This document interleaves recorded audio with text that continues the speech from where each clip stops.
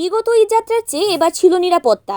ঢাকা থেকে ছেড়ে আসা ছোট বড় পরিবহনগুলোতে কোথাও কোনো অপ্রীতিকর ঘটনা ঘটেনি, যানজটও ছিল কম। বিগত 5 দিন যাবৎ হাজার হাজার পরিবহন নকলার ওপর দিয়ে নালিতাবাড়ি, শেরপুর, ত্রিবদী, ঝিনাইগাতি, রৌমারী, রাজীবপুর, কুড়িগ্রাম, চিলমারী, বকশীগঞ্জ, কুড়িগ্রাম, গাইবন্ধা এইসব এলাকায় পৌঁছেছে নির্বিঘ্নে যাত্রীরা। এবছর সেনাবাহিনী সদস্যরা, ট্রাফিক পুলিশ, থানা পুলিশ যানজট নিরসনে আগেভাগে কাজ করেছিল, যে কারণে চালকরা অনেকটাই নিয়ম মেনে গাড়ি চালানোর ফলে যানজট একেবারেই কমে গেছে। বিগত 5 দিনে একজন মাত্র নিহত হয়েছেন, সড়কে আহত হয়েছেন 5 জন। গত বছর এই সময় এই যাত্রায় নিহত ছিল 9 জন, আহত ছিল 20 জন। সব মিলে এবার যাত্রী সাধারণের নিরাপত্তা ছিল উল্লেখযোগ্য। রিপোর্ট শেরপুর প্রতিনিধি ইউসুফ আলী মণ্ডল, NN TV।